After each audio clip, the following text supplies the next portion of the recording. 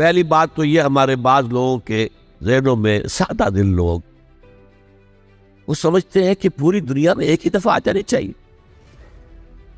یہ کوئی علاقائی خلافت تو نہیں ہو سکتی، خلافت تو عالمی ہوتی ہے. ان سے میں کہتا ہوں عالمی خلافت کب تھی جناب؟ یہ تو نہ خلافت راشدہ میں عالمی تھی. کیا ہندوستان شامل تھا اس میں؟ کیا چین شامل تھا؟ کیا یورپ شامل تھا؟ اور سب سے بڑی بات یہ، اگر ایک دم پوری دنیا پر خلافت قائم ہو سکتی تو حضور کے دست مبارک سے ہوتی، لیکن نہیں ہوئی. نتیجہ کیا نکلا؟ ایک ملک میں حضور نے قائم کر دی، جزیرہ نما عرب. یہاں خلافت قائم ہو گئی، حضور خلیفہ آئے. اب وہ نقطہ کون سا ہوگا، نقطہ آغاز کون سا ہوگا؟ اس میں پہلی بات تو میں نے کہا جو شک کرے گا اس کا پھر ایمان مشکوک ہے. ہوگا، لازماً ہوگا، گلوبل ہوگا، پوری دنیا میں ہوگا.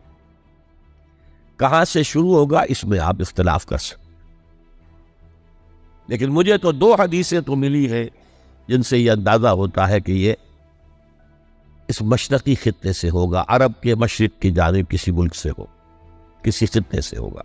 وہ حدیثیں بھی اب آپ پڑھ لیجیے پہلے. پھر میں کہہ رہا ہوں یہ خزانہ ہے جو ہم نے آپ کی خدمت میں پیش کیا ہے، کاش کہ آپ اس کی قدر کر سکیں. یہ حدیثیں آپ کو ازبر ہو جائے، یاد ہو جائے، لوح قلب پر نقش ہو جائے.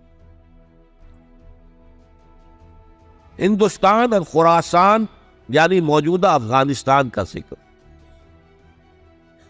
ابن ماجہ کی روایت ہے ان عبداللہ ابن الحارث رضی اللہ تعالی عنہ. حضرت عبداللہ ابن حارث فرماتے ہیں رضی اللہ تعالی عنہ کہ حضور نے ارشاد فرمایا مشرق کی طرف سے وہ فوجیں نکلیں گی، لوگ آئیں گے جو عرب میں مہدی کی حکومت قائم کریں. یہ مہدی کون ہوں گے اس کا ذکر میں ذرا بعد میں کروں گا، لیکن نوٹ کر لیجئے کہ مہدی سے پہلے لازماً کسی مشرقی علاقے کے اندر وہ نظام قائم ہو چکے گا، تب وہاں سے فوجیں آئیں گی. یہ مشرق کون سا ہے؟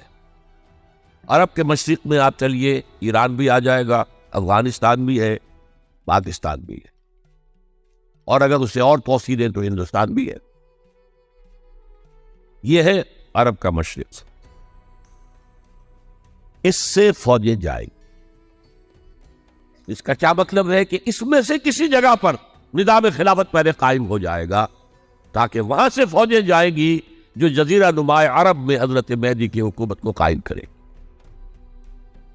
اب دوسری حدیث سنیے. یہ سنن ابن ماجہ کی حدیث تھی جو میں نے آپ کو سنائی، آپ نے پڑھی. دوسری عن ابی ہریرہ رضی اللہ تعالی عنہ، یہ ترمذی شریف کی روایت ہے. قال قال رسول اللہ صلی اللہ علیہ وسلم، خراسان کے علاقے سے سیاہ جھنڈے لے کر فوجیں آئیں گی، ان کا رخ کوئی موڑ نہیں سکے گا، ان کو پیچھے پھیر نہیں سکیں گے کوئی بھی، یہاں تک کہ وہ یروشلم میں جا کر جھنڈے نصب کر دے. ایلیا حضور کے زمانے میں یروشلم کو کہتے. یہ یروشلم تھا جب حضرت سلیمان کی حکومت تھی اور یہاں پر معبد سلیمانی، ہیکل سلیمانی قائم ہوا. پھر یہ یروشلم ہی رہا ہے تاریخ میں، یہاں تک کہ سن 70 عیسوی میں جب ٹائٹس رومی جنرل نے اس کو گرایا، ختم کیا، سیکنڈ ٹیمپل گرا دیا اور یہاں سے یہودیوں کو کہا نکل جاؤ، یہاں سے کوئی یہودی باقی نہیں رہا، تب بالکل تہو بالا برباد کر دیا. اس کے کوئی 150 سال بعد ہیڈریان، رومن ایمپرر ہیڈریان، اس نے پھر دوبارہ آباد کیا اس شہر. 150 سال تک یہ بالکل بنجر اور بالکل غیر آباد ہوا. اب ہیڈریان نے جب آباد کیا تو اس کا نام ایلیا رکھا، اب یروشلم نام نہیں. تو حضور کے زمانے میں پھر اس کا نام ایلیا تھا.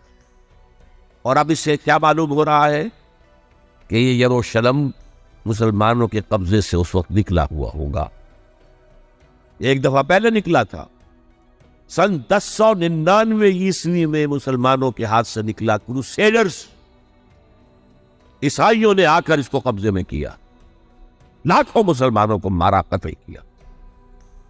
اس کو 1187 عیسوی میں واپس لیا ہے. کس نے لیا ہے؟ صلاح الدین ایوبی کرد. عرب کھوکھلے ہو چکے تھے، عربوں نے کھویا، واپس نہیں لے سکے.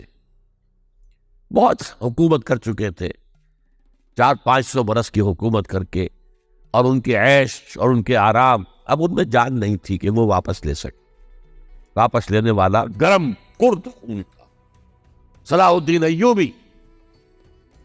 تو گویا کہ اب آپ سمجھئے کہ 88 برس تک عیسائیوں کا قبضہ رہا یروشلم. اب 1967 میں یہودیوں نے قبضہ کیا ہے، اور اب 38 برس تو ہو گئے، 88 نہیں تو 38 برس تو ہو گئے. لیکن وہ دور آئے گا کہ اب پھر لیں گے. لینے والے عرب بھی نہیں ہوں گے، خراسان کے علاقے سے فوجیں آئیں گی. یہ خراسان کیا تھا؟ ایلیا تو میں نے آپ کو بتا دیا، یروشلم کا نام ہے.